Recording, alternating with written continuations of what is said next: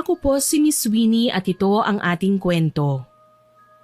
Huminga ako ng malalim habang pinagmamasdan ng paligid. Bawat stalls, mga pwesto ng gulay at mga pwestong may sari-saring paninda nagsisimula ng bumukas. Abala ang bawat tao sa kani-kanilang pwesto. Ganun din ang ginawa ko. Binuksan ko ang nag-iisang pwestong pinamana sa akin ng mga yumao kong magulang. Bahagya kong inayos ang kinalalagyan ng aking mga paninda. Pinunasan ng kulay puting tiles at itinapon ng mga basura. Maya-maya pa, matamis akong ngumiti at hinarap ang cellphone kong naka-live habang nakatutok sa akin. Ako nga po pala si Ali, 25 years old sa kasalukuyan. Ang kwentong ibabahagi ko ay nangyari ilang taon lang ang nakararaan. Good morning mga palengkenatics! Nandito na naman tayo sa isang buong araw ng pagtitinda. Alam nyo kung ano? Mga sariwa, malalaki, matatamis pero abot kayang buko. Ako po si Ali, ang inyong lingkod at welcome sa ating Bukolicious channel. Hayaan, para sa paninda natin for today, ibibida ko sa inyo ang sarili kong version ng buko pie. Oo nga pala, salamat po sa mga nag-follow at nag-subscribe ng ating channel.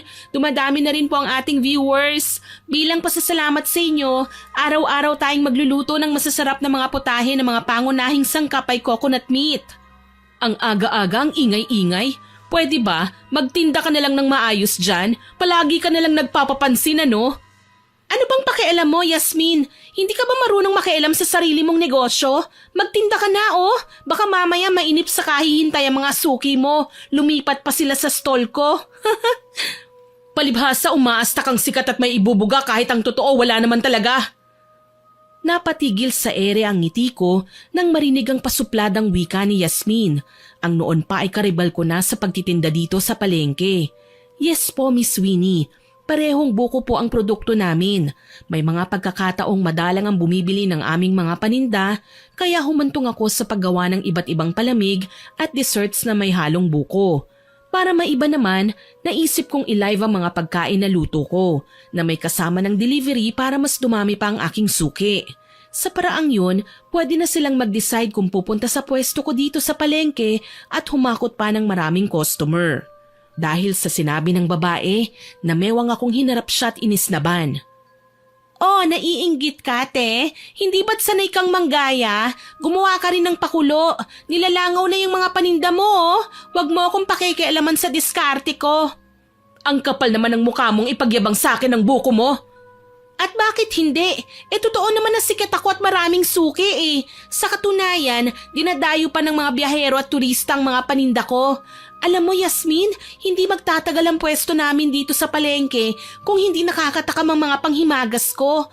Para sa kaalaman mo, hindi pa ako naipapanganak eh, may pwesto na kami rito. Kilala ng pamilya namin na masarap gumawa ng mga desserts. Dessert ba ka mo? Meron din ako niyan, Ali. Huwag kang umastang ikaw lang ang nag-iisa. Nakakairita ka, ah. Tama ka, nakakainis nga ako. Alam mo kung bakit? Kasi lahat ng pakulo ko para makabenta, ginagaya mo. Wala kang originality. Nanunulot ka pa ng mga customer. Akala mo hindi ko alam yon?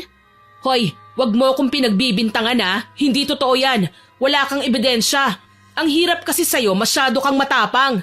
Dapat lang, dahil hindi ako ang tipo ng babae na basta-bastang nagpapaapi.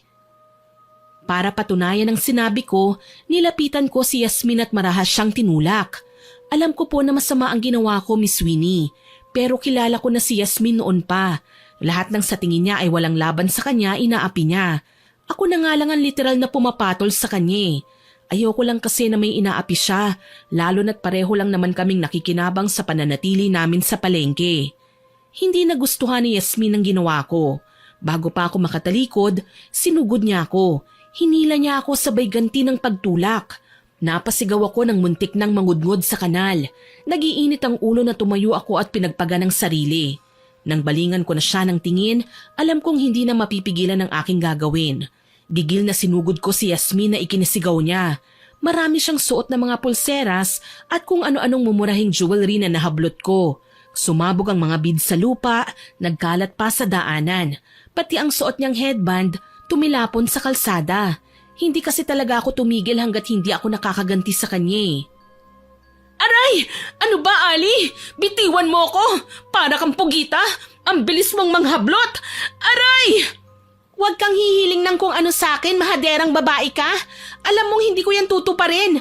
Baka nakakalimutan mo, ininsulto mo ako. Bakit ka pa lumapit dito sa stall ko kung mahina ka naman pala? Maldita ka!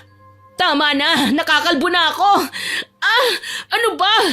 Nasasaktan na ako. Bagong ribandang buhok ko. Yan ang bagay sa'yo. Magdusa ka.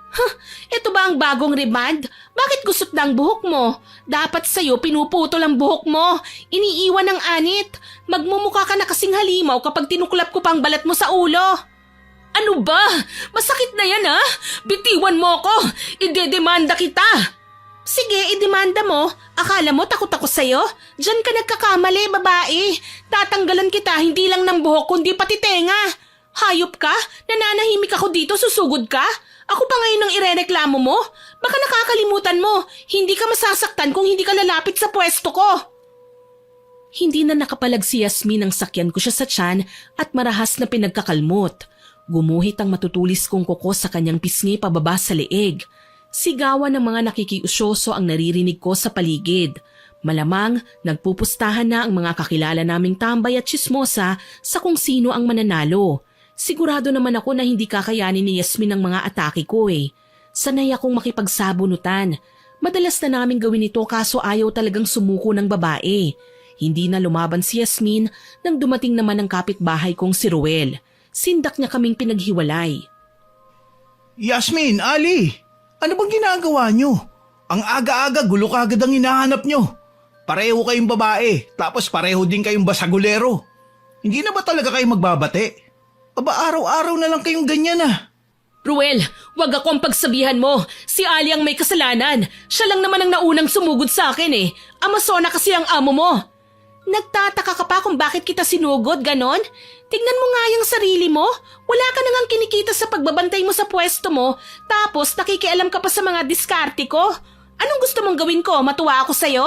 Hindi dahil nagagawa mong apihin ng mga tao dito sa palengke, pati ako luluhod na sa'yo. Tandaan mo, Yasmin, nauna kami ng pamilya ko sa lugar na ito. Wala kang karapatang magreyna-reynahan. Hindi rin ako mapapabilang sa mga taong kinawawa mo. Huwag naman kayong ganyan, pakiusap. Alam nyo kung bakit ako napasugod dito? Trending na ang sabunutan ninyo online. Nag-aaway na lang kayo naka-live pa. Gusto niyo ba talagang mapalayas tayo ni Mayor? Hoy Ruel, hindi ako kasali sa mapapalayas, okay? May permit ako at nagbabayad ako ng tax, kaya kahit ilang beses man i-renovate ni Mayor ang palengke na to, mananatili ako sa pwesto ko. Ay, ganon. Oo nga, may permit ka kasi nilandi mo si Mayor. Nakalimutan mo na ba? Binigyan mo nga siya ng isang gabi, hindi ba? Hindi ka na nahiya. May asawa na si Mayor, kumaka-ranking ka pa. Anong isang gabi? Nababaliw ka na ba? Isa pa yan sa idadagdag ko sa reklamo, bruha ka! Paninirang puri yan! Huwag ka nang magmaang-maangan, Yasmin. Alam ko na ang ginagawa mo. Baka nakakalimutan mo marami akong tenga at mata sa City Hall. At huwag kang mag-alala. Alam ko naman na malapit nang ipaayos ni Mayor ang palengke at aminado ko na ilan sa mga nagtitinda dito ay mapapalayas. Lalo na yung hindi nagbabayad ng tax. Pero hindi ako kabilang doon, Gaga. Kaya pwede ba? Bago ka gumawa ng kwento tungkol sa nauna kong pagsugod sa'yo, huwag mo sanang kalilimutan na ikaw ang unang lumapit sa pwesto ko. Tandaan mo, nandito ka sa teritoryo ko. Huwag ka nga angal kapag nakalmot kita, no? Hindi ako natatakot sa'yo. May teritoryo ka pang nababanggit dyan? Yasmin, Ali, bakit ba ang tigas ng ulo nyo? Gusto nyo bang tawagin ko si chairman para matigil na kayo sa pag-aaway ninyo? Hindi na kailangan, Ruel. Hindi naman ako ang totoong kontrabida dito eh. Tinalikuran kami ni Yasmin at pakembot-kembot pa siyang bumalik sa kanyang pwesto. Nag-alalang binalingan ko ng tingin ang aking cellphone. Paano ng mga followers ko sa social media? Baka dahil sa ginawa ni Yasmin, nag-unfollow na silang lahat. Lumapit ako sa mesa at dinampot ang aking cellphone. Ang pagkabalisa ko ay napalitan ng excitement, lalo na nang mabasa ko ang mga comments ng mga subscribers ko. Go girl! Ilang paso mong babaeng yan? Kilala ko si Yasmin. Bungangera talaga siya dati pa. Saludo ako sa iyo, madam. Ang mabuti pa, isampal mo sa malditang babaeng yan ang buko pie mo. Ali for the win. Kita mo na, pati nga followers mo, kinukonsinti na ang pakikipag-away mo. Ay nako, itigil mo na yan Ali ah. Nasobrahan ka na sa tapang. Huwag mong sabihin matutuwa ka rin sa sinasabi nila. Sa tingin mo magiging payapa kaya ang buong palengke kung gagala-gala si Yasmin habang naghahasik ng lagim? Lahat na lang pinakikialaman niya eh. Kapag hindi ko na siya sinaktan, mamimihasa siya. Huwag mo na kasing patulan. Ang mabuti pa, magtinda ka na. Tumatakbo ang oras, bossing. Oo nga pala, nasa na nga ang mga i-deliver ko? Nandito, inihanda ko na. Mabuti na lang hindi ko to naibato kanina sa pagmumukha ni Yasmin. Ayan ka na naman eh. Mainit na naman ang ulo mo. Sorry na, okay? Ngumiti sa akin si Ruel at binitbit na ang mga nakabalot na pagkain. Sumampa na siya sa motorsiklo at pinaandar ang makina pagkasuot ng helmet. Kampante na akong ipadala kay Ruel ang mga yon dahil bayad na through e-wallet ang mga in-order na salad at mga kakanin. Bumuntong hininga ko pagkaalis ni Ruel. Nagsisimula ng sumikat ang araw. Marami-rami na rin namimili sa palengke. Muli kong dinampot ang aking cellphone at nilagay sa bulsa. Ninitian ko ang mga customer ko na nagsisimula ng lumapit sa aking stall. Hello mga suki! Bumili na kayo ng buko. Malalaki, matamis at mura pa. May buko salad, buko juice, buko ice candy at bukayo pa. Ali, kumusta ka na? Uy, Aling Siling! Napasyal ka! Ayos lang po ako. Kumusta na po kayo? Ang tagal niyong hindi napapagawi dito ah. Heto, naghahanap ng masarap na kakanin ha. Alam mo naman mahilig ako sa matatamis. Tsaka naging busy ako kaya ngayon lang ako nakapamili. Ano, may maipapatikim ka bang masarap na kakanin para sa akin? Naku, sakto Aling Siling. May buko pay ako, halika may free taste kayo. Tamang kwentuhan lang ang ginawa namin ni Aling Siling. May iba pa kasing namimili bukod sa kanya. Hindi ko nga rin sigurado pero napansin kong may kamukha si Yasmin na nakapila sa stall ko para bumili ng buko. Hindi ko lang matitigan ng babae dahil may takip ang buhok niya. Mas inasikaso ko na lang si Aling Siling lalo na't namimigay ng tipang babae kapag nasiyahan sa lasa ng mga pagkaing pina-free taste ko na sa kanya. Hindi naman nagtagal sa pamimili ang ginang at nagpa siyang magpaalam na. Marami-rami ang in-order niya na nakasanayan ko na. Pagbalik naman ni Ruel, may kasama siyang kaibigan. Tingin ko maangas ang lalaki at mayabang. Taas noo pa siyang nilibot ng tingin ng aking stall. Gayunpaman, kailangan ko siyang pakitunguhan ng maayos. Ali, si Raymond nga pala kaibigan ko. Sa bahay siya nakikituloy ngayon.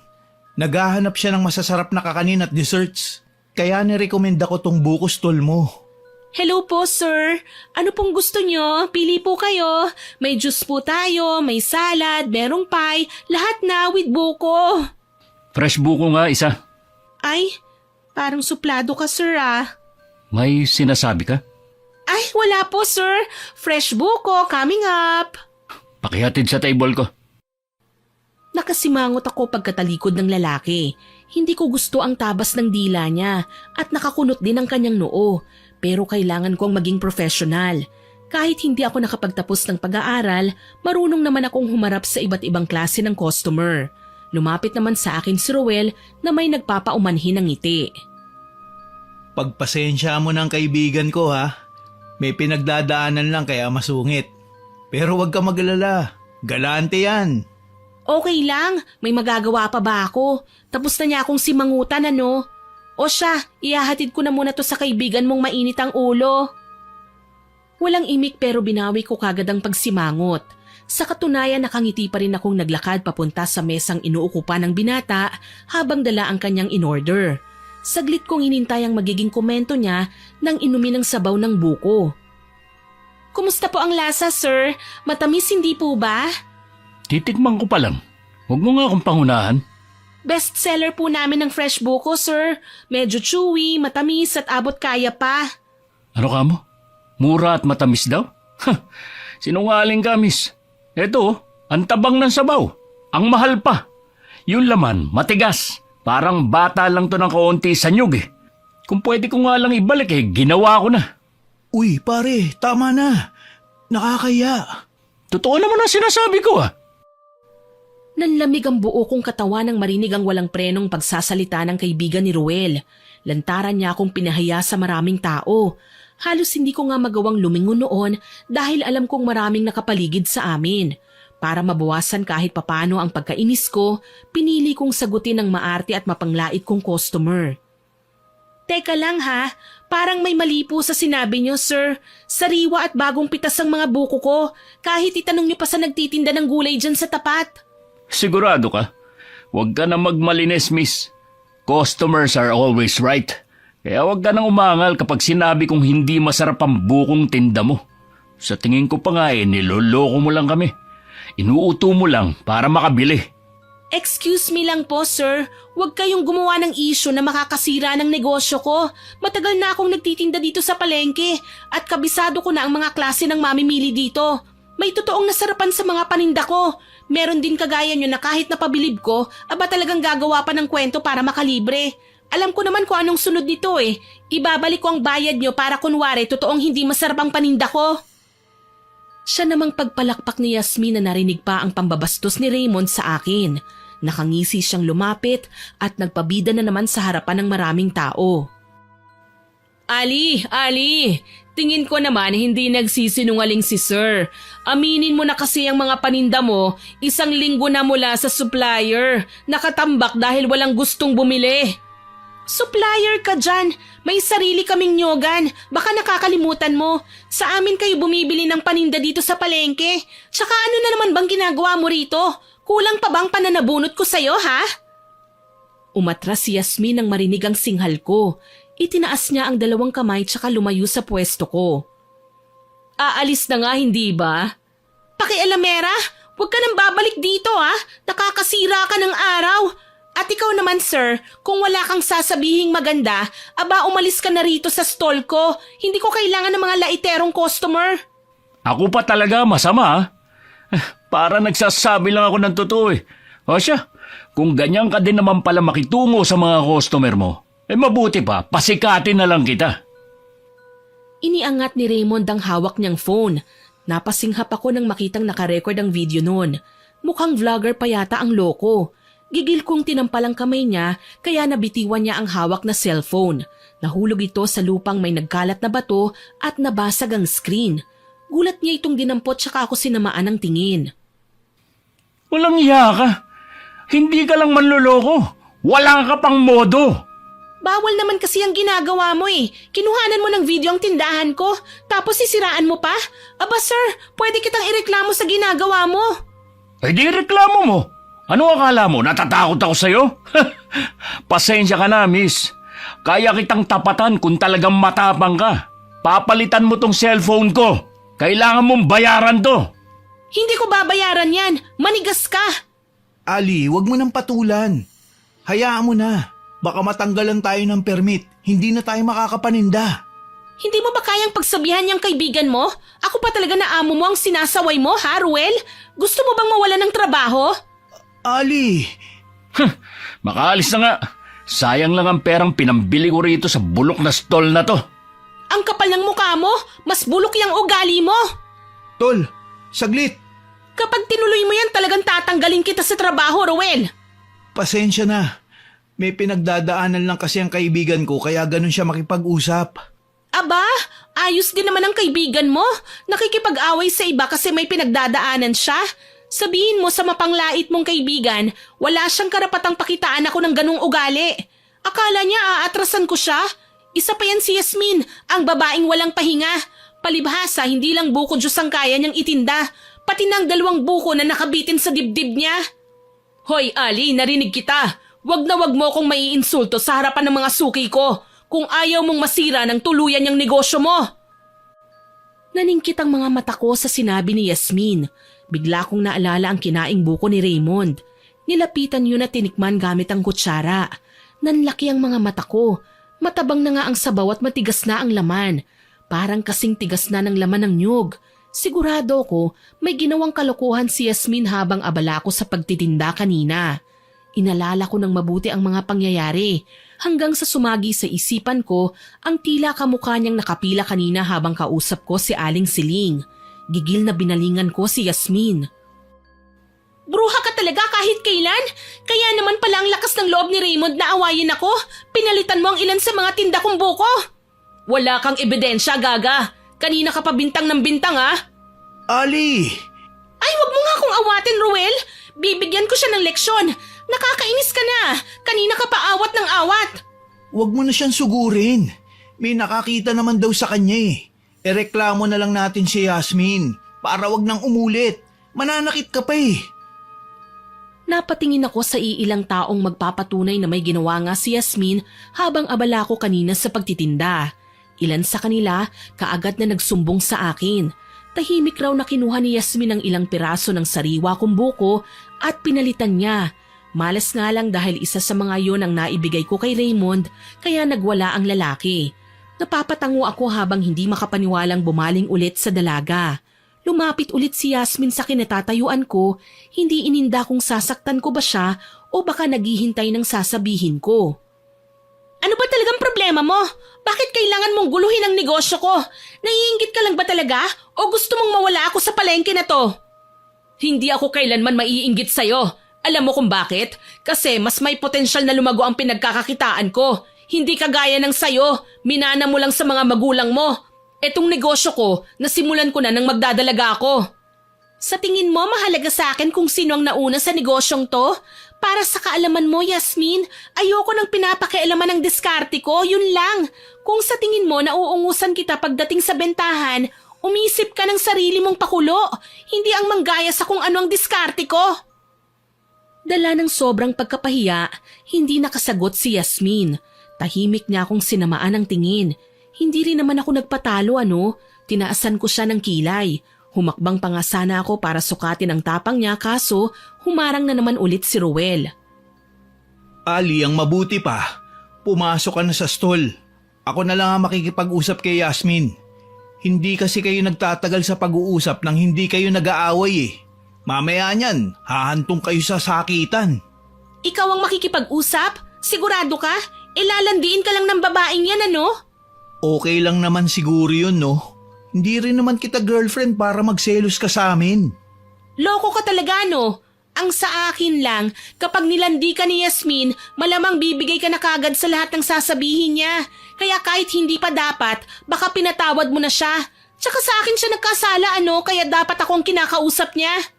Hindi ako hihingi ng tawad sa'yo Bahala ka dyan. Malditang sambit sa akin ng babae, sabay bira ng alis. Inis na inis ako kay Yasmin. Muntik na ngang masira ang reputasyon ko dahil sa panggugulo niya. Mabuti na lang, nagawa ko pang mapakalma ang sarili ko at itinuon ang atensyon sa paggawa ng pandekoko. Matuling lumipas ang ilang oras hanggang sa tuluyan ng humapon. Mabuti na lang, hindi nasayang ang mga tinda ko.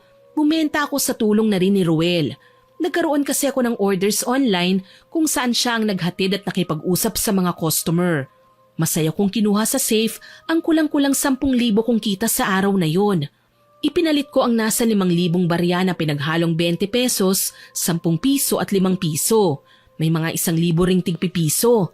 Bago ko ilagay sa safe, inipon ko muna ang mga barya sa tela tapos tinago. Kampante naman ako na iwanan ng pera ko roon dahil nakakalimutan kong magdala ng barya tuwing umaga. Pagsapit ng gabi, nagsara na kami ng stall at magkasama pang umuwi. Oh, heto nga palang sweldo mo sa araw na to. Maraming salamat sa tulong mo ha. Pasensya na kung madalas kitang masinghalan kanina ha. Mainit lang talaga ang ulo ko eh. O tanggapin mo na rin tong buko pie tsaka biko. Hindi ko naman mauubos lahat ng hindi natin natapos na ibenta kanina eh. Wala yun, Ali. Salamat din Siguradong matutuwa ang mga magulang ko. Malaking tulong din to para sa amin ang pasweldo mo sa akin. Alam mo naman, marami akong obligasyon sa amin, lalo na sa tatay kong sakitin. Ayos lang yun, naiintindihan naman kita eh. Hindi madaling maging responsable, lalo na kung may mga kapatid ka namang barumbado. Balang araw magbabago din naman sila. Hindi kasi sila ang kuya kaya namimihasa ang mga kapatid ko. Akala yata ako lang ang dapat na kumilos. Ang gusto ko lang naman sana, total pareho na kaming binata, magtulungan. Kung nagkataong mga kapatid ko ang kapatid mo, malamang matagal na silang nakatikim sa akin ng sapak. Mga pasaway Ayoko pa naman sa lahat yung matitigas ang ulo. Hindi naman tayo nabubuhay sa mundo na hindi nagugutom eh. Kailangan nating magtrabaho para malamanan ng tiyan. Alam mo, dapat pagsabihan mo rin ng mga kapatid mo.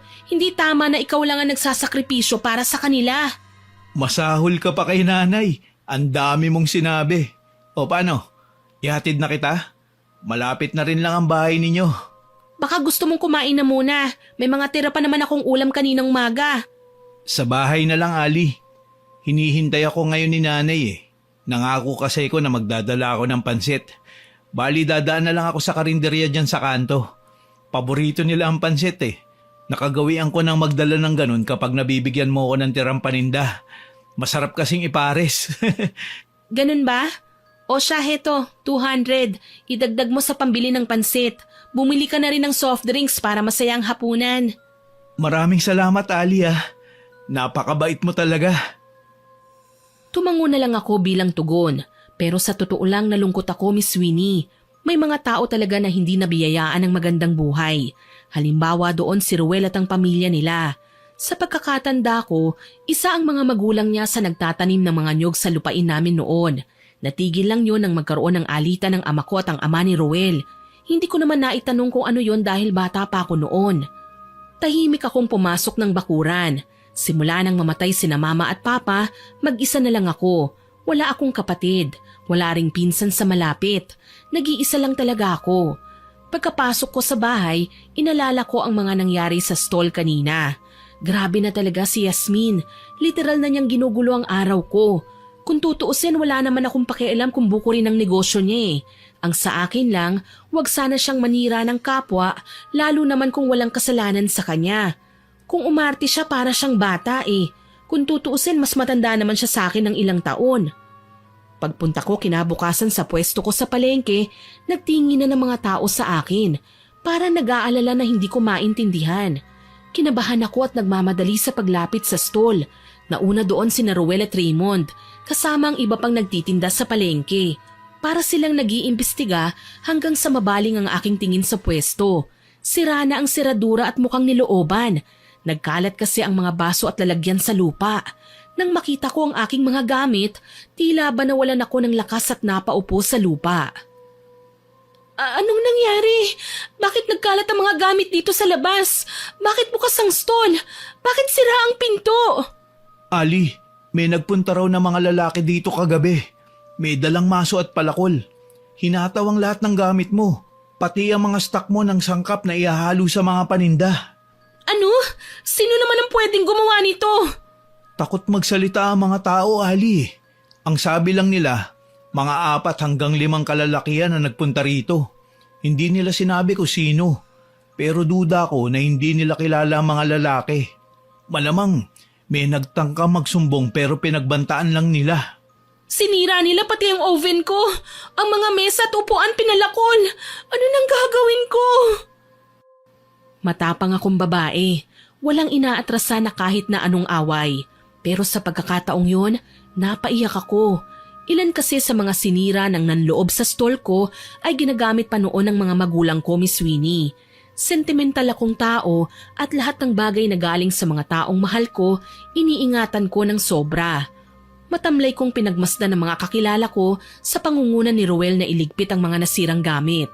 Hindi ako nakapagtinda ng araw na yon. Nilapitan naman ako ni Raymond na kahit nakakapanibago lang ay nagpakita ng nakakasimpat siyang tingin sa akin. Sir, kung may balak kang awayin ako, wag ngayon. Kita niyo naman lugmok na nga ang negosyo ko tapos dadagdagan niyo pa. Huwag mo na akong tawaging Sir Ali. Raymond na lang. At saka, hindi ako lumapit sa'yo para makipag-away. Naikwento ni Ruel lang nangyari kahapon pagkaalis ko. May kaaway ka pala sa negosyo kaya nagawa niyang isabutahe mga paninda mo. Sorry kung hinusgahan kita. Hindi rin kasi maganda mood ko kahapon eh. Hindi ko dapat ginawa yun. Hindi naman talaga ako masamang tao eh. Marunong ka rin palang maging kalmado, Raymond. Akala ko kasi araw-araw kang mainitin ng ulo eh. Pasensya na talaga. Nag-aaway kami ng mama ko, kaya masama ang pakikitungo ko sa mga taong nakakaharap ko kahapon. Si Ruel nga ilang beses kong nasinghalan, kaya nakukonsensya ako. Humingi din ako ng pasensya sa kanya. Ayun, sinabi niya sa akin, sanay na daw siya, kaya mas lalo ako nahiya. Sorry din ha, nabasa ko ang cellphone mo. Hayaan mo, papalitan ko na lang. Sorry kung naging masama rin ang pakikitungo ko sa'yo kahapon. Joke lang yung sinabi kong hindi ko papalitan ng cellphone mo. Wag na. Kasalanan ko din naman kung bakit nabasag yun. Sinubukan kong kunan ng video ang kaguluhan sa stall mo. Siguro, nakarma ako. Ang bilis naman pala ng karma mo kung ganun. Parang ako, sa dami ng inaway ko kahapon, heto nakarma rin ako. Minsan talaga, kailangan nating matuto ng leksyon sa mabilisang paraan para malaman natin na mali na pala ang ginagawa natin. Oo nga ano na pala ang plano mo ngayon? Heto, pupunta ako sa police station para magpa-blotter. Hindi naman pwedeng hindi ko ireklamo ang mga nanloob sa stall ko. Malaki ang halaga ng sinira nila kaya kailangan nilang magbayad kung sino man sila. Mukhang swerteng may CCTV-ng nakatutok sa pwesto mo. Pwede nating tignan ng footage. Gusto mo bang tulungan kita? Hindi ka ba natatakot sakaling makilala mo mga taong gumawa nito sa pwesto mo? Alam mo Raymond, oo at palengkera ako. Pero nasa lugar naman ang pagrarason ko Hindi ako nakikipag-away ng walang dahilan. Pero duda ako sa bruhang nasa tapat ko Si Yasmin, siya ang nagpalit ng mga buko sa likod ng stall ko. Tapos may papila-pila pa siyang nalalaman. Oras na malaman ko siya ulit ang may kagagawa ng pagkasira ng stall ko, kakalbuhin ko talaga siya. Nakatatak na ang duda sa isipan ko na may kinalaman si Yasmin sa nangyari sa pwesto ko. Hindi ko lang maiwasang manlumo nang mapagtantong walang naitabing kopya ng footage kagabi. Nag-brown out daw kagabi ng ganong mga oras, kaya hindi nakunan sa kamera ang buong pangyayari. Kaya naman bukod sa pagpapablatter at pagsilip sa mga CCTV footages, nagpa siya akong puntahan si Aling Siling para magsumbong. Hindi na ako nagpasama kina Ruel na tinalaga na ang sarili na mag-ayos ng mga nasira. Nagboluntaryo rin si Raymond na ayon sa kanya, pambawi raw sa pang-aaway niya sa akin kahapon. Hayaan mo. Ako nang tatawag ng mga tao na mag-aayos ng tindahan mo. Sasamahan ko sila mamayang hapon. Salamat Raymond ha. Pasensya na talaga kung inaway kita kahapon. Hindi ka naman pala mayabang at maangas, kagaya ng una kong pagkakakilala sa'yo. Okay lang yun. May kasalanan din naman ako Basta, kung hindi ko sila maisasama mamayang tanghali, sa hapon na ako babalik sa tindahan mo. Maraming salamat. Lingid sa kaalaman ng marami, isang mangkukulam si Aling Siling. Kaya niyang magtawas at manggamot. Natuklasan ko ang tungkol sa bagay na yun nung siya man ay nagtitinda pa sa palengke. Isa rin siyang tindera ng buko. Lahat ng mamimili, lalo na ang lalaki, ay mabilis na nahumaling noon sa kanyang tinda. Huli na nang malaman naming gumagamit pala siya ng kapangyarihang itim para magtagumpay sa pagkuha ng maraming suki para makabenta. Natigil lang yon nang makapag-asawa siya ng foreigner dahil naging full-time housewife na siya. Nagwawalis sa labas ng bahay niya si Aling Siling nang dumating ako. Kababakasan ng tuwa ang kanyang muka nang makita kong nasa labas ng gate niya. Halos takbuhin pa ng ginang ang distansya niya papunta sa akin para mapapasok kagad ako. Ali, himala! Napagawi ka sa bahay ko. Ano, naisip mo na rin bang mag-day off sa wakas Sabi ko naman sa'yo paminsan-minsan magpahinga ka rin mula sa trabaho. Mag-isa ka na lang sa buhay. Wala kang ibang inaasikaso. Biglaan nga po itong pamamahinga ko May nanloob kasi sa stall ko. Sinira po lahat ng mga kagamitan. Wala man lang tinira. Ano? Halika, pumasok ka. Ikwento mo sa akin.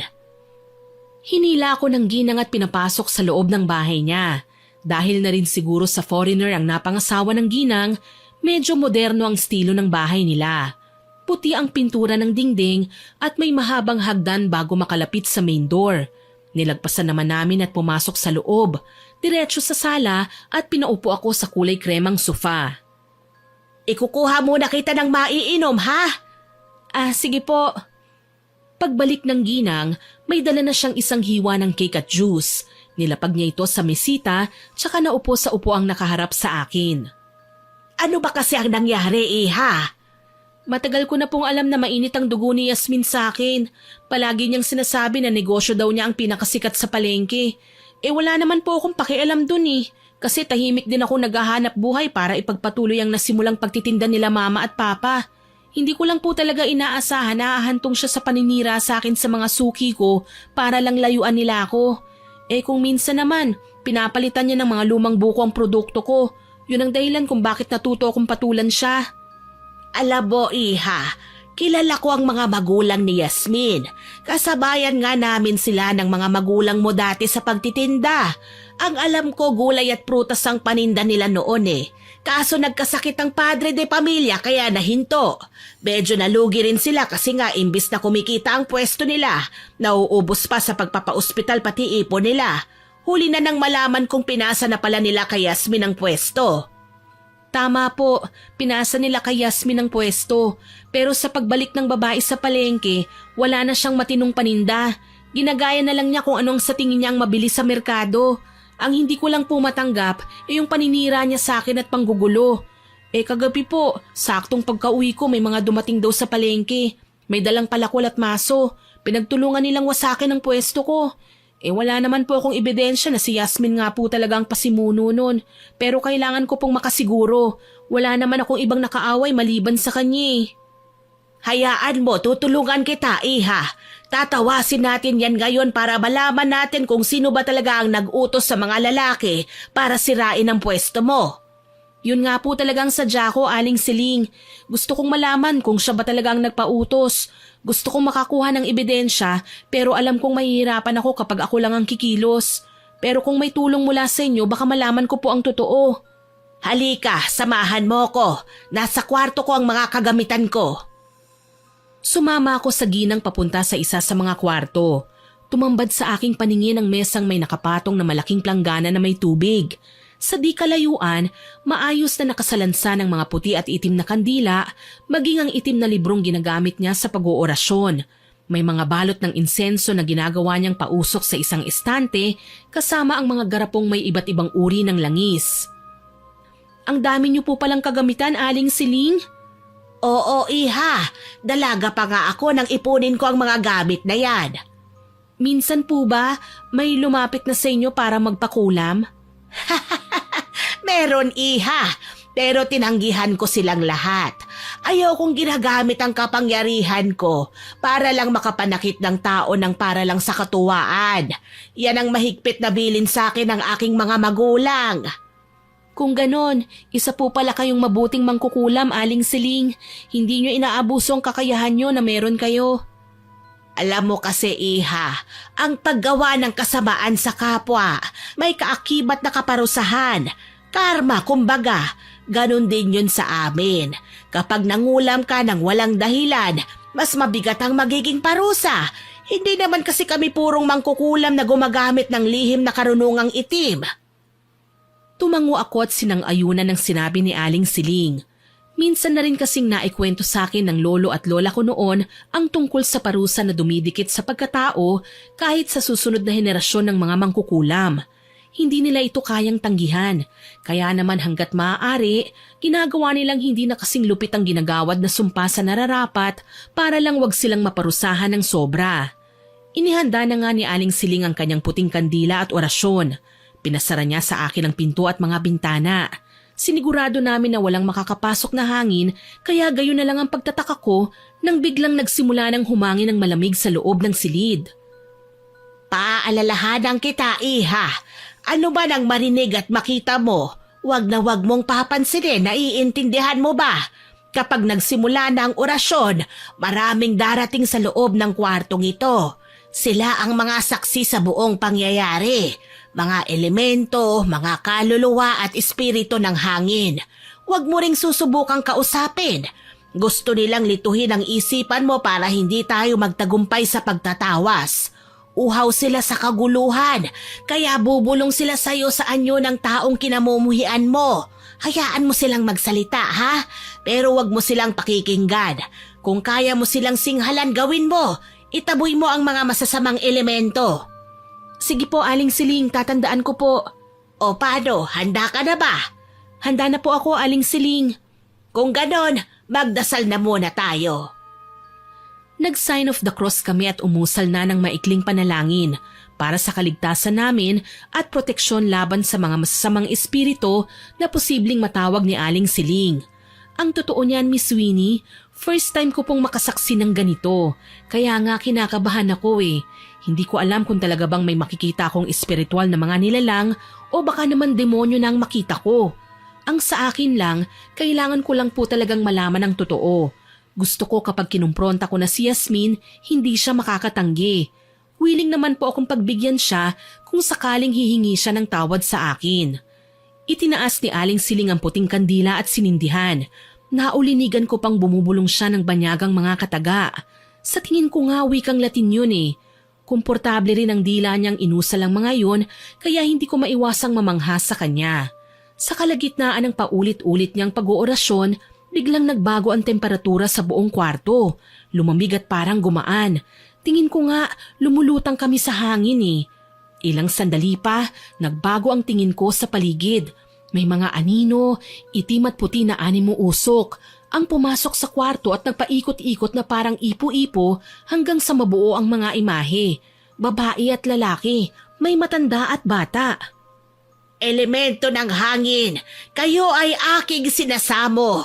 Magpakita at sabihin sa akin ang tunay na nangyari kagabi sa pwesto ni Ali sa palengke. Diyos ko, wag po sanang mapansin ako ng mga kaluluwang ito. Nakakatakot pala silang makita sa personal, para silang mga taong transparent. Mahina lang ang ginawa kong bulong, pero tila narinig ito ng mga kaluluwang nakapalibot kay Aling Siling. Ewan ko ba kung bakit nakikita ko na sila ngayon.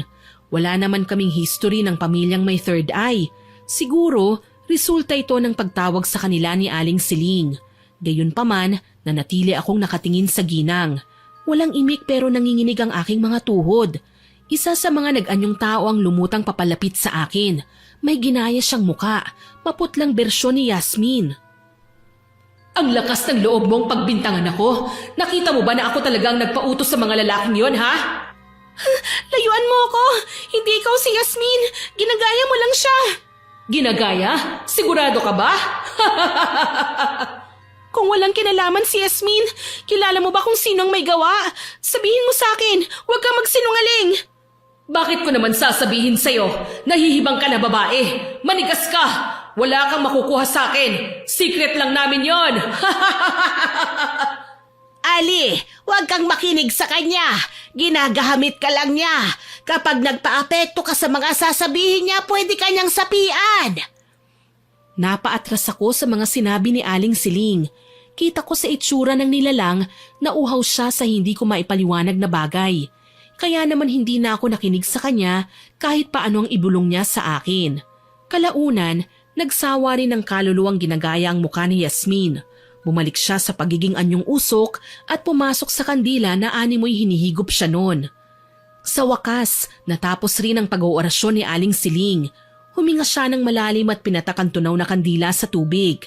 Tsaka naman ako lumapit. Nawala na kasi ang mga lumulutang sa ere at nanumbalik na ang payapang atmosfera sa paligid. Pilit akong lumunok ng laway nang mapansing nanunuyo ang aking lalamunan. Iha, halika nga rito. Ano po yun, Aling Siling? Lalaki ang pinakikitang imahe na nabuo mula sa kandila. Ibig sabihin, lalaki ang nagpautos na sirain ang pwesto mo, Iha. Ano? Pero sino naman po yun? Wala akong kaaway na lalaki maliban na lang kay Raymond. Pero imposible naman yata na gagawin niya yun. Humingi na po siya ng tawad sa akin kanina.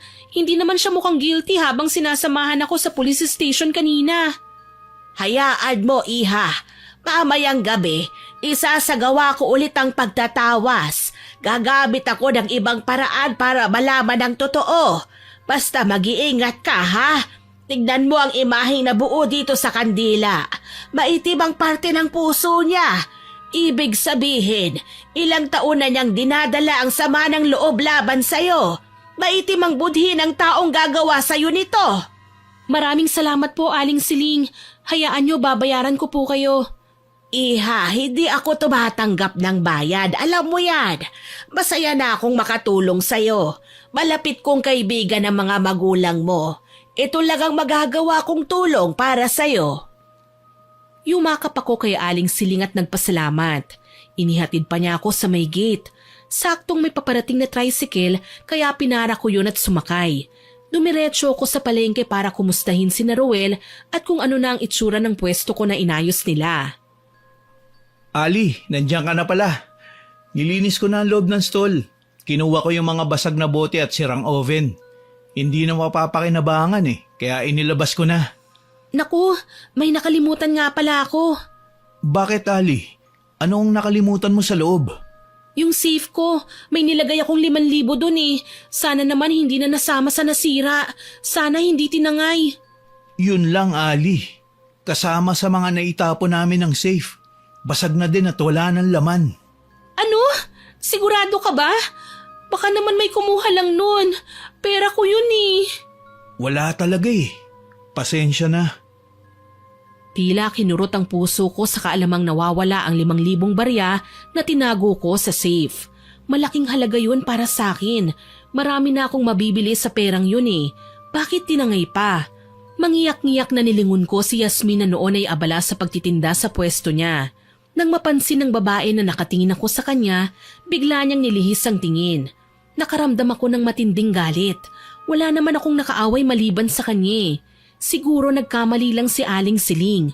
Galit akong lumapit sa kinatatayuan ni Yasmin at nanggigigil siyang tinawag. Yasmin! Oh, ano na naman ang kailangan mo? Huwag mong sabihing susugod ka na naman dito sa tindahan ko para manggulo. Sino ang inutusan mo para sirain ang tindahan ko? Sumagot ka, Yasmin! Nababaliw ka na ba, Ali? Bakit mo ba ako pinagbibintangan? Oo, nakipagsabunutan ako sa'yo kahapon. Oo din, matagal na tayong may hidwaan sa isa't isa. Pero hindi ibig sabihin nun, gaganti na ako sa'yo sa ganyang paraan. Hindi ako desperada. Hindi ka desperada, ha? Nagawa mo ngang palitan ng ilan sa mga produkto ko, hindi ba? Oo, inaamin ko. Pero hindi ako nag-utos na looban ng tindahan mo. Napaiyak ako sa labis na galit ng talikuran ko si Yasmin. Sinubukan akong habulin ni Yasmin, naririnig ko kasing tinatawag niya ang pangalan ko. Pero hindi ko na siya nilingon. Sinundan naman ako ng tingin ni Roel pero hindi ko na rin siya pinansin. Umuwi ako sa bahay at wala sa sariling naupo sa harapan ng pinto. Nanginginig sa pinaghalong galit at lungkot. Hindi ko alam kung sino ang sisisihin eh. Kung saan ako hahanap ng paraan para malaman ang totoo. Bakit kailangan pang humantong sa ganito? Nawalan na nga ako ng pera, nawalan pa ng negosyo. Ang pinakamasakit pa doon, ang pangkabuhayang yun ang natatanging naiwan sa akin ng mga magulang ko. Naramdaman ko na lang na may lumapit sa akin. Nang tumingala ako, nakita ko si Raymond. Nagpunta ako sa palengke kasama yung mga taong kinausap ko. Sisimulan na nila ang pag-aayos ng tindahan mo. Hinahanap nga kita eh. Kaso, ang sabi ni Roel, umalis ka nang hindi nagpapaalam sa kanila. Hinulaan ko lang na baka umuwi ka rito sa bahay mo. Paano mo natunto ng bahay ko? Nakalimutan mo na ba? Magkaibigan kami ni Roel. Sa kanila ako nag-i-stay ngayon kaya alam ko kung saan ka nakatira. Okay, bakasyonista ka lang pala dito sa amin. Oo. Paano ka nga pala magsisimula niyan?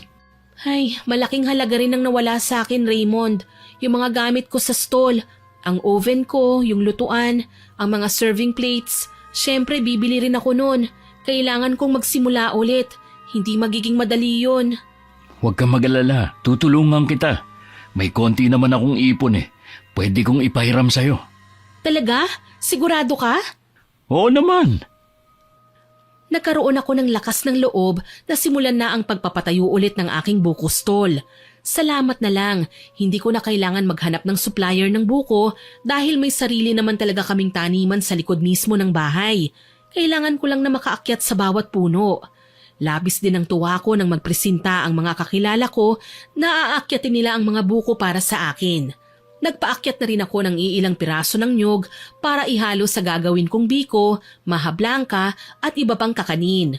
Tinulungan ako nila Ruel at Raymond para maiayos ang pwesto ko na makalipas ng ilang araw na renovation na nung balik ang lugar sa dati, mas maganda pa nga kesa nung una.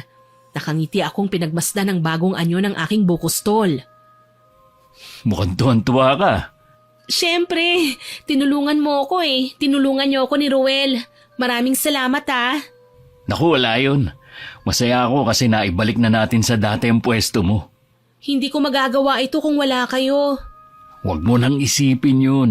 Ang mahalaga, makakapagsimula ka na ulit. Tinapik ko ang balikat ni Raymond bilang pasasalamat. Nang mga sandaling yon, nagsisimula ng lumapit ulit ang mga dati kong suki. Marami-rami ang namimili at kumakain sa pwesto ko kaya sa mga sumunod na oras, naging busy na ako sa pagtitinda. Kahit papaano, nabawi ko ang malaking halaga na nawala sa akin. Mas dumoble pa nga ang kinikita ko eh. Napansin ko rin na hindi na ako pinapansin ni Yasmin. Sa halip iniirapan niya ako, kaya naman isang ideyang pumasok sa isipan ko. Binisita ko si Aling Siling kinagabihan. Naabutan kong naghahapunan ng ginang kasama ang kanyang asawa. Binati ko sila at naimbitahan pa akong saluhan sila sa pagkain. Pagkatapos naming maghapunan, kinausap ko si Aling Siling. Nagdududa pa rin po ako kay Yasmin, Aling Siling eh. Ang sama niyang makatingin at hindi pa rin humihinto sa paninira sa akin. Baka may alam kang pwede nating gawin para matuto ang malditang babaeng yun. Mukhang may naisip na nga akong gagawin natin para matuto ng leksyon si Yasmin. Pero para makasiguro tayo na siya nga ang may kagagawan, kailangan nating gumawa ng orasyon na ang tanging tatamaan ay ang mismong nagkasala. Ang tunay na nag-utos para sirain ang tindahan mo. May iba pa po ba kayong nakikitang pwedeng gumawa sa akin ng mga bagay na yun? Iba kasi ang kutob ko, Iha. Nasa malapit lang ang taong naninira sa'yo. Hindi ko lang magawang sabihin kasi baka naman nagkamali ako. Kaya para ligtas ang sino man sa sumpa na igagawad ko, wala tayong papangalanan. Maliban na lang sa taong nakatapak ng lupa sa harapan ng pwesto mo na alam nating may binabalak na masama sa'yo. Sige po, papayag ako. Sigurado din naman ako na siya talagang may kagagawan nun eh. Dating gawi, Iha.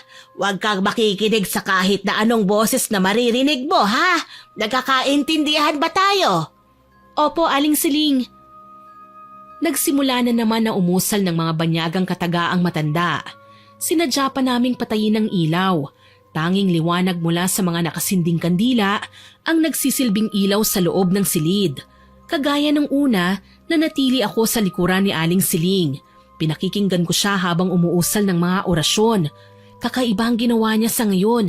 May hawak siyang kandila at piraso ng lupa na dumikit mula sa suot kong tsinelas. Galing yun sa palengke. Ito ang paulit-ulit na dinasalan ng ginang hanggang sa humangin ng malakas sa loob.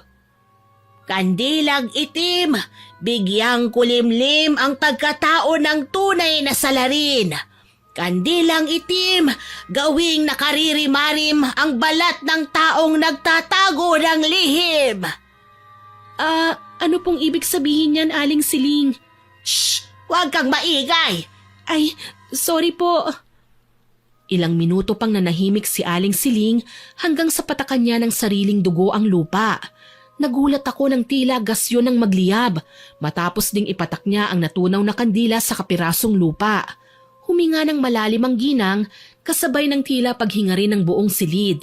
Tila may buhay, tila may kasama kami sa loob. Pagkatapos ng isinagawang ritual, nakangiting tumingin sa akin si Aling Siling. Pawisan ng ginang. Halatang napagod sa kanyang ginawa pero nakangiti. Kita ko pang may kislap ang mga mata niya habang nakaharap sa akin. Ayos na, Iha. Hindi ko man puntirya si Yasmin. Siguradong magdurusa ang tunay na salarin sa pagsira sa tindahan mo. Hindi na aabutan ng ilang araw. Siguradong mararamdaman na niya ang paggapang ng palipad-hangin kong sumpa para sa kanya. Maraming salamat po ha. Malaking bagay po ito sa akin. Sana din kung sino man ang may kasalanan, matuto na siya sa ginawa niya. Tama ka dyan. Hindi na niya uulitin ang ginawa niya. Lalo na kapag napagtanto niya ang pagkakamali niya. Napanatag ako sa sinabi sa akin ni Aling Siling. Siguradong matitikman ng kung sino man ang karma na nakatakda niyang matanggap. Sana lang talaga wag na itong magtagal. Inasahan ko na si Yasmin ang magkakasakit makalipas lang ng ilang araw. Kaya nagulat ako nang muli kaming magkita sa palengke at napansing mas malusog pa siya kesa sa karaniwan. Bakit kaya ganun? Bakit parang wala namang sakit si Yasmin? Parang hindi man lang umepekto sa kanya mga orasyon ni Aling Siling. Ali, Oh, Raymond, anong ginagawa mo rito? balak ko sanang tulungan ka muna sa pagtitinda ngayon eh. Wala kasi si Ruel. Masama ang pakiramdam niya. Ganun ba? Bakit hindi niya sinabi sa akin? Nakahiya na niyang magsabi. Tsaka sayang daw ang kikitain niya sa araw na to kapag hindi siya nakapagtrabaho. Kaya ako na lang ang nag-volunteer na pumasok para may matanggap siya. Ang bait mo namang kaibigan. Ingat ka lang ha, baka naman maging santo ka niyan. Kay lakas ng naging halakhak ni Raymond dahil sa sinabi ko. Ipinagpatuloy ko ang pagbubukas ng tindahan habang si Raymond naman ang nag-aayos ng mga mesa at upuan. Inilabas niya ang jug na may lamang juice at dinisplay na ang mga kakanin sa may harapan. O ano, simulan na natin ang pagtitinda? Oo naman, bakit may hawak kang cellphone? Alertuhin natin ang mga palengke natics. Siguradong susugod sila ngayon kapag nalaman nilang marami kang tindang kakanin at desserts. Ay willing din naman ako maging delivery guy kung okay lang sa'yo. Ikaw stalker ka no? Paano mo naman na-discover ang channel ko? Mahilig si mama sa mga masasarap at matamis na pagkain. Nang malaman niyang nasa location ko ang tindahan mo, inutusan niya akong dalan siya ng kakanin pag uwi ko ng Manila. Ang sabi ko nga sa kanya, ipapa-shoutout ko siya sa'yo eh. Sure. Padadalhan ko pa ng maraming kakanin ng mama mo. Naging abala na kami ng mga sumunod na oras. Marami nga ang lumapit sa aming stall para bumili at kumain. Tila nilangaw ang pwesto ni Yasmin sa isang iglap. Wala man lang nagtangkang lumapit sa kanya sa labis kong pagtataka. Nang mapatingin naman ako sa kanya, mas lalong nangunot ang aking noo. Wala akong makitang galit sa mga mata ni Yasmin nang nagkatitigan kami. Parang relieve pa siya at masaya nang makitang pinagkumpulan kami ng mga mamimili. Gustuhin ko man na magtanong sa kanya, hindi ko magawa. Baka kasi masamain niyang itatanong ko eh. Masyado pa namang filingera si Yasmin. Magtatanong pa lang ako, marami na siyang masasabi. Daig pa niya ang naglilita niyang salarin sa dami ng nirarason para ipagtanggol ang sarili. Pag-uwi namin kinagabihan, dinaanan namin si Ruel sa bahay. Nakatalukbong ang lalaki sa kumot habang nakahiga. Nilapitan ko ang binata at saka kinalabit. Uy, Ruel, ano bang nangyari sa'yo? Nilagnat lang ako, Ali. Hindi ka na dapat pa nag-abala na pumunta rito. Papasok naman ako kapag okay na ako eh. May dala kaming gamot. Heto, inumin mo. Tinanggal ko ang pagkakatalukbong ni Ruel at nagulat nang makitang namamaga ang balat niya. Parang dahan-dahang lumulobo at may nana sa loob. Kinilabutan ako. Sa hindi ko malamang kadahilanan, sumagi sa isip ko ang sinabi ni Aling Siling noong gabing yun. Kandilang itim, bigyang kulimlim ang pagkatao ng tunay na salarin. Kandilang itim, gawing nakaririmarim ang balat ng taong nagtatago ng lihim. Kabado man, kaswal kong tinanong si Ruel. Hindi rin naman ako papayag na matulog ngayong gabi na marami akong tanong sa isipan. Tinitigan ko sa mga mata ang binata pero nilihis niya ang tingin paiwas sa akin. Anong nangyari sa balat mo, Ruel? Bakit namamaga at namumula? Tapos sa bandang gitna parang namumuti sa nana. Huwag mo nang pansinin yan. May allergy lang ako. Baka may nakain lang ako na bawal sa akin. Allergy? Nagbibiro ka ba? Magkababata tayo. Alam kong wala kang allergy. Lahat nga kinakain mo eh. Ano bang nangyayari sa'yo? Nakapagpa-check up ka ba sa doktor? Sinabi ko na din yan sa kanya kagabi, pero hindi siya nakinig. Ang sabi niya, mawawala din daw ang lagnat niya. Magiging okay din daw siya. Matigas din kasi ang ulo eh. Ay nako, hindi pwede yan. Bilang amo mo, ako munang masusunod sa ngayon. Halika Raymond, tulungan mo akong buhatin si Ruel at dadalhin natin siya sa doktor. Walang nagawa si Ruel nang sapilitan na nga siyang pinatayo ni Raymond at inalalayan. Kinolekta ko naman ang mga kakailanganin niyang gamit hanggang sa may mapansin sa aparador niya. Ang pamilyar na telang nilagyan ko ng 5,000 puro barya. Akala ko ba natangay ito ng mga magnanakaw? Bakit nasa aparador ni Ruel? Bago ko pa man masikmatan ng binata, tinawag na ako ni Raymond. Sinabi niya sa akin na naghihintay na ang tricycle. Tuloy hindi na ako nagkaroon ng pagkakataon para itanong sa kanya ang mga bagay na nakapagpapalito sa aking isipan. Walang findings ang doktor nang madala namin siya sa ospital. Baka raw nakapaligo lang siya ng maruming tubig o may nasagap na mikrobyo ang nilabhan niyang damit. Binigyan lang siya ng antibiotics at ointment para sa mga namamagang parte at pinauwi rin. Gumaling din makalipas ng ilang araw si Ruel. Kahit nakakabangon na siya at nakakapaglakad, hindi pa rin nawawala ang pangangati niya sa katawan. Sa totoo lang, nakakaramdam ako ng kilabot kapag nakikita siyang kinakalmot ang buong katawan niya. Hindi na lang din namin siya pinabantay sa tindahan at baka matakot lang ang mga tao sa kanya. Pagkain pa naman ang tinitinda namin. Mabuti na lang at araw-araw akong sinasamahan ni Raymond. Hindi ko akalaing ang dati kong kaaway, magiging kaibigan ko na. Mali rin ako ng paghusga sa kanya. Mabuti naman palang tao si Raymond. Totoo ngang may pinagdadaanan lang ang lalaki, kaya siya ganun makitungo sa akin nung una kaming magkakilala. Raymond, baka mamaya masanay ka na sa kababantay sa tindahan ko. Wala akong maipapasweldo sa'yo, no? Naku, okay lang yun. Gusto ko lang makatulong. Hindi naman ako naghahabol sa sweldo eh. Pero kung gusto mo, ipatikim mo na lang sa akin yung mga bagong recipe mo. Huwag kang mag-alala. Ipapatikim ko sa'yo ang mga luto ko. Teka, bakit hindi mo nga pala tikman tong bagong salad recipe ko? May buko rin yan, ha? Salamat. Oo nga pala, nasaan si Rowel? Nandito lang siya kanina. Bigla na lang siyang nawala. Silipin ko nga sa likod. Kumain ka lang dyan, ha? Ay sige, salamat dito sa binigay mo. Naku, maliit na bagay. Iniwan ko sandali si Raymond at nagtungo nga ako sa likurang bahagi ng stall. May mga bumabati rin sa akin dahil sa pagkakabuo muli ng aking tindahan. Mabuti na lang nahanap ko si Rowel malapit sa pampublikong CR. Hindi siya nag-iisa. Biglang kumabog ang dibdib ko nang mapansing pamilyar sa aking paningin ng babae na kausap niya. Si Yasmin. Nagmamadali akong lumapit para pakinggan ang kanilang usapan, Miss Winnie. Wala ka namang kwentang kausap eh. Sabi ko naman sa'yo, gawin mo ang lahat na magagawa mo para malugi ang negosyo ni Ali. Pero hindi ka nakinig. Mas binigyan mo pa ng atensyon ang inggit mo sa kanya. Gago ka pala eh. Sinabi ko naman sa'yo ayokong gawin ang inuutos mo. Kahit naiinggit ako kay Ali, hindi ko magagawa ang ginawa mo. Ikaw ang nag-utos sa mga gangster dito sa lugar natin para sirain ang tindahan niya. Huwag mong questionin ang gusto kong mangyari sa kanya. Hindi mo alam kung anong pinagdaanan ng pamilya ko sa pamilya niya. Wala namang kasalanan si Ali doon ah. Bakit hindi ka sa puntod ng yumao niyang mga magulang magreklamo? Huwag mo akong gagamitin sa mga masasama mong plano ah. Iba ka rin, no?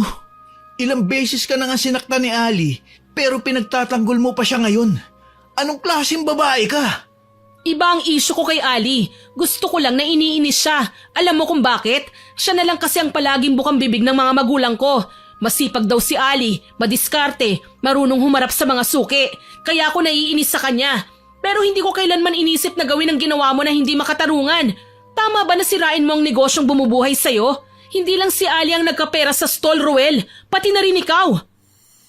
Nanlaki ang mga mata ko nang makitang iaangat na sana ni Ruel ang kamay niya para gawaran ng sampal si Yasmin. Hindi niya yun natuloy dahil humarang na ako at hinawakan ang braso niya. Hindi makapaniwala si Ruel sa ginawa ko. Saglit siyang namutla at napahiya. Ilang sandali pa, nagsalita ng lalaki. Anong ginagawa mo rito, Ali? Pasensya na, hindi ko kasi kayang makakita ng babae na sinasaktan ng lalaki. Ikaw, bakit kailangan mong saktan si Yasmin? Nagalit ka kasi hindi niya nagawa ang inuutos mo? Wala akong alam sa sinasabi mo, Ali. Huwag ka na nga magkunwaring inosente, Ruel. Nakita kita eh. Narinig ko ang lahat ng sinabi mo. Bakit mo nga ba nagawa sa akin ang bagay na ito? Naalala ko pa nga, bago ka namin dalhin sa ospital, nakita ko sa mga gamit mo ang perang nilagay ko sa tela, yung mga bariyang nakatago sa safe. Bakit nasa sayo yon? Akala ko ba butas na ang safe nang makarating kayo ni Raymond sa pwesto, ha? Hindi na ako magtataka kung nagkasakit ka dahil mukhang kinakarma ka na sa pagtatraidor mo sa akin. Akmang ako naman ang sasaktan ni Rowel nang dumating si Raymond sa kinaroroonan namin. Nagtatakang nagtanong sa akin si Raymond kung ano ang nangyayari. Nagpasalamat naman ako nang magsalita si Yasmin at ipinaliwanag niya ang totoo. Nagalit kaagad si Raymond kay Rowel. Bago pa man nakapiyok ang lalaki, nasuntok na niya ang kaibigan. Natumba sa lupa si Rowel at tumilapon ang kanyang sombrero, kaya naman tumambad sa amin ang nakakadiri niyang itsura. Napatili si Yasmin at napalayo sa lalaki. Nanlaladkit ang pisngi niya dahil sa mga napisa na nana. Anong nangyari sa mukha niya? Bakit mo ako sinuntok, Raymond? Akala ko ba magkaibigan tayo? Bakit? Yung ba ang tingin mo sa akin? Ang tunay na magkaibigan, hindi nagnanakawan. Pero hindi ka man lang natakot na gawin yun sa akin, Rowel. Gumawa ka pa ng kwento sa mga magulang ko na winaldas ko ang perang pinadala nila sa akin. Pero ang totoo, ninakaw mo. Nagkaroon ka na ng pagkakataong pagnakawan ako nang malasing ako. Kaya nung nadiskubre kong nawawala ang pera ko, masama ang loob ko kinabukasan. Inaway ko pa nga pati si Ali, hindi ba? Kalaunan nalaman ko na nasa iyo lang pala ang pera ko. Hindi ako nagsalita kasi alam ko hirap kayo at kailangan mo ng panggastos. Tapos ngayon, pati si Ali, pag nanakawa mo, ano ba ang trip mo sa buhay? Ha? Wala ka ng pakialam dun. Kung galit ka sa akin dahil ninakaw ko ang pera mo, ibabalik ko sa'yo. Pero wag ka nang uuwi sa bahay namin. Tarantado ka pala eh! Napasigaw ako nang atakihin muli ni Raymond si Ruel. Nang mga sandaling yon, hindi ako makapaniwala sa aking mga narinig. Akala ko pa naman si Yasmin talaga ang tunay na salarin. Pero nagulat ako nang malaman ko na si Ruel pala ang may kagagawa ng lahat. Paano niya nakayang lokohin ako? Pagnakawan, ano ang koneksyon ng paghihirap ng mga magulang niya noong nagtatrabaho pa sila sa mga magulang ko? Tsaka ano ba ang kasalanan ko? Inawat ko si Raymond nang magsimula na namang magkumpulan ng mga nakikiusyosong tao. Hindi lang naman kami ang naroon sa paligid at ayokong makuhanan na naman kami ng video na siguradong magte-trending sa social media. Tama na muna Raymond, hayaan natin siyang magpaliwanag. Kahit galit ako sa kanya, susubukan kong pakinggan ang mga sasabihin niya. Masyadong makasarili ang mga magulang mo, Ali. Matagal nang nagsisilbi sa kanila ang mga magulang ko. Pero wala man lang silang ibinigay kundi sweldo lang sa pang-araw-araw nilang serbisyo. Ni hindi nila naisip na sobra na ang pagsasakripisyo ng mga magulang ko para lumaguan nyo, ganyo. Wala man lang silang binigay na kahit konting makakapagpasaya sa mga magulang ko. Ang mga magulang mo at mga magulang ko ang may issue, Roel. Bakit ikaw ang nagagalit sa kanila? Bakit sa akin ka rin nagagalit? Alam ko ba ang mga pinagdaanan nyo noong araw? Alam mo naman na bata rin lang ako noon. Walang alam sa kung anong pinagkakaabalahan ng mga magulang ko noon. Paano ko pa sila masusumbatan? Patay na sila. Hindi na nilang magagawang itama ang pagkakamali nila. Yun naman pala eh. Bakit sa akin ka gumaganti? Hindi mo ba magawang sabihin sa akin ang problema mo? Hindi mo naman kailangang humantong sa paggawa ng krimen, Roel. Alam mo, dahil sa ginawa mo sa akin, wala na akong tiwala sa'yo. Galit ko siyang tinalikuran pagkasabi ko noon. Sunod naman na umalis si Yasmin at malungkot na bumalik sa kanyang pwesto. Masama ang loob ko kay Roel.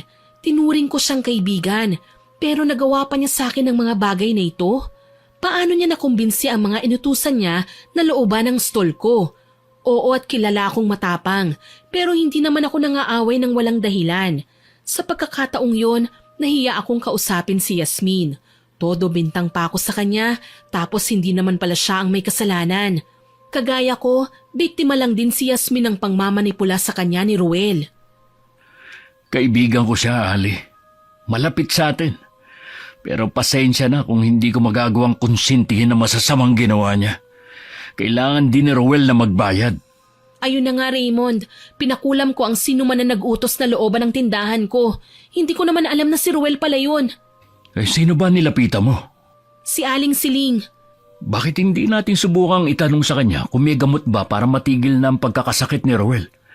Eh parang nakakadiri na din kasing tingnan ng itsura niya. Naipablatter mo na naman siya sa pulis hindi ba? Dapat lang naman siguro na dumaan siya sa legal na proseso ng pagbabayad ng kanyang kasalanan. Yun din nga sanang gusto ko eh. Kapag hinayaan lang natin si Ruel at pinalagpas ang pangyayaring to, siguradong mamimihasa siya. Iisipin niya na takot nga tayo kapag hindi natin siya nireklamo. Kailangan niyang harapin ang kasalanan niya, Ali. Huwag ka mag-alala. Hindi natin to gagawin dahil galit tayo sa kanya. Ginagawa natin to para makatulong. Nagpasalamat ako kay Raymond at nagpasama nga sa kanya na puntahan si Aling Siling kinagabihan. Hiyang-hiya pa nga ako nang kantsawan ako ni Aling Siling na boyfriend ko raw si Raymond. Napakamot din sa ulo ang lalaki. Bueno, ano bang kailangan niyo sa akin at magkasama pa kayong sumugod dito sa bahay ko?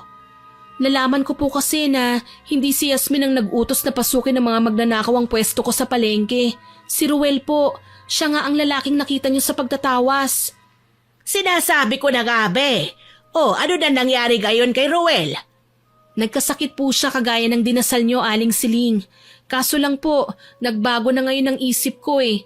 Total naman na i-report na namin sa pulis ang ginawa niya, ipapakulong na po namin siya. Ano pang hinihintay nyo? Ipakulong nyo na. Kapag nagtagal pa siya dito sa labas, gaganahan lang siyang gumawa ng kalokohan. Aling Saling, ipatatanggal po sana namin ang ginawad niyong sumpa para maipakulong namin si Rowel. Umaasa po kami na titino siya sa loob ng kulungan. Iho, pasensya na. Hindi ko magagawa ang sinasabi mo. Ang kulam na ginawa ko ay may halong sumpa. At ang sumpa, hindi basta-basta nababawi. Kaya sana intindihin nyo naman ako. Kung talagang gusto nyong matuto ng leksyon ng kaibigan nyo, hayaan nyo siyang makulong kahit may sakit. Sigurado maiisip niya kung gaano kaganda ang buhay nang hindi niya kailangan mang-abuso ng kapwa. Sinunod namin ang sinabi ni Aling Siling. Ipinakulong nga namin si Rowel. Kahit na may sakit ang lalaki, hindi yun naging hadlang para dalhin siya sa bilangguan at doon mapatunayan na totoo siyang nagkasala. Pati ang mga taong inutusan niya na sirain ang tindahan ko nahuli. Sa katunayan, halos pumalahaw si Rowel sa pagmamakaawa sa akin na wag nang ituloy ang kaso laban sa kanya. Muntik na nga akong bumigay. Mabuti na lang, nariyan si Raymond at inalalayan ako para wag sumuko. Nakita namin kung gaano nakalala ang kanyang kalagayan. Kahit nang ipasok siya sa kulungan, walang preso ang gustong lumapit sa kanya. Nangangamoy malansang patay na si Rowel dahil sa nakakadiring sakit sa balat na meron siya. Parang naaawa na ako sa kanya, Raymond. Ganon din naman ako eh. Pero kapag hindi natin pinatikim kay Rowel ang parusa, paano siya magbabago? Alam naman nating dalawa na pagmamalakihan lang niya tayo dahil nagawa niya makalusot sa kasalanan niya sa atin. Sa bagay, sabi naman ni attorney ilang buwan lang siyang madidetain, hindi magtatagal makakalaya rin siya. Tutulungan ko rin siya. Kahit papano, may pinagsamahan kami. Hindi ko makakalimutan yun. Pwedeng nagtatampo ako sa kanya ngayon, pero lilipas din to.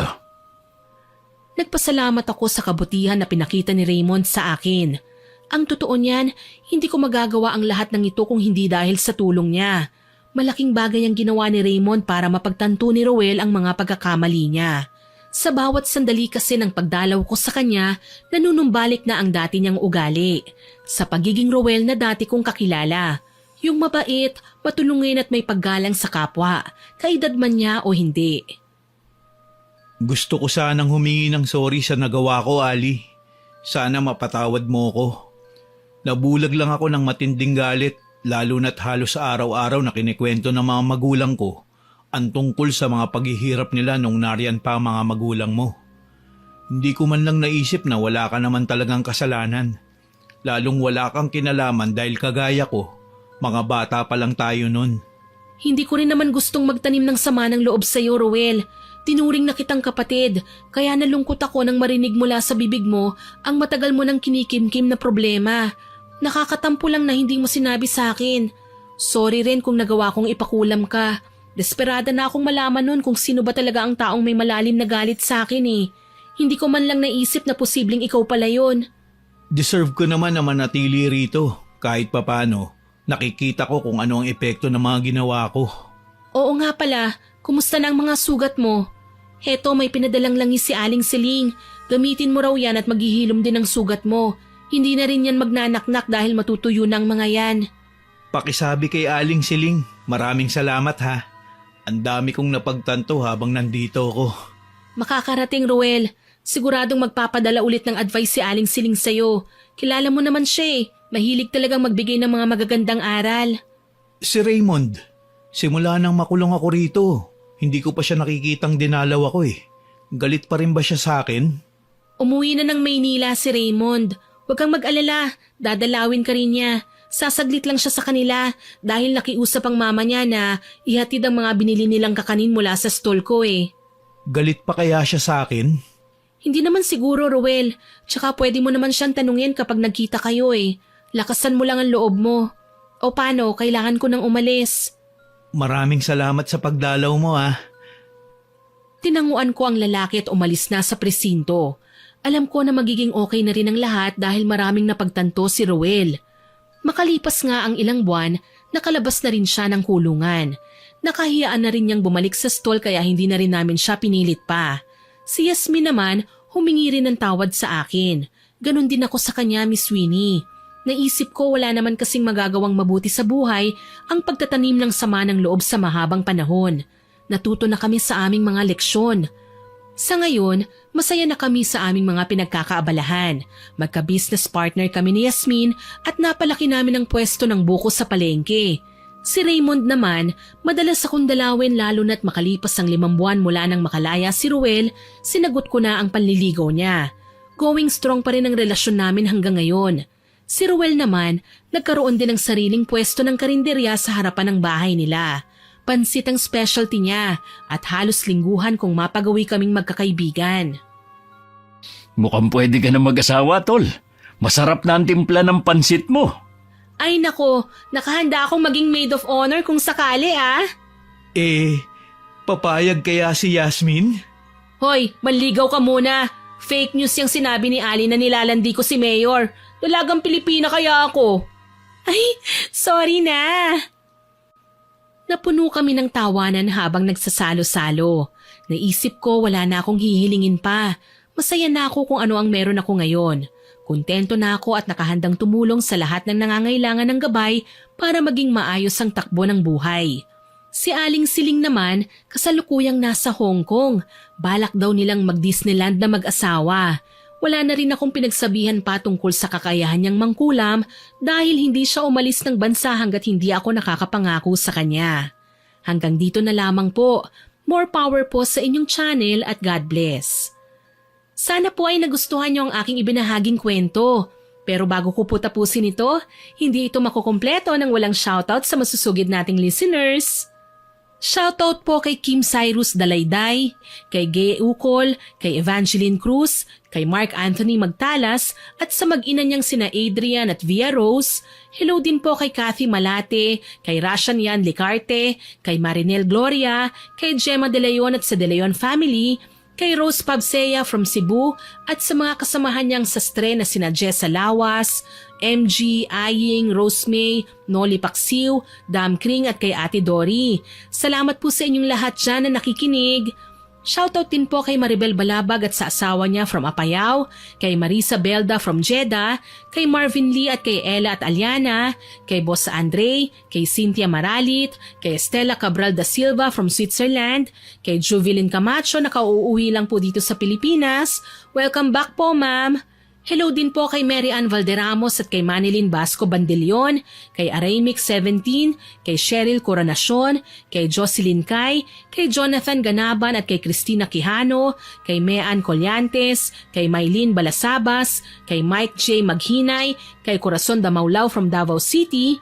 Shoutout din po kay Annalisa Belando, kay Mary Chris Clemente, kay Josephine Beroya, kay Kai Maxril Flores, kay Julie at kay Christine Bocalig, kay Shirley Carillo, kay Shaira May Hipulan, kay Nilda Manalo, kay Janet Castillo Vlog, kay Risa Paisano at sa anak niyang si Tomoya Ono na nasa Japan, at kay Akiko at Zwain Zanel from Nueva Vizcaya. Hello din po kay Chef Marco at sa mga staff ng Amira Boxes Handicrafts, kay Jess Borja, kay Vanessa Alfeche, kay Maid Cooks Music and Vlogs, kay Nancy Makasakit at kay Kate Sabela from Oman. Salamat po sa inyong lahat na nag-comment at nakinig. Abangan niyo pa po sana ang mga susunod kong upload ha. At huwag kalilimutang mag-subscribe, like, share and comment sa stories natin. Para po mabilis niyong makita kung may bagong upload tayo, pindutin niyo lang po ang notification bell para lagi kayong updated. Aasahan ko pa rin po ang inyong suporta ha. Ang goal po natin ngayon ay maka 100k subscribers. Tulungan niyo po ako ha. Muli, ako po si Miss Winnie na nagpapasalamat sa inyong pakikinig.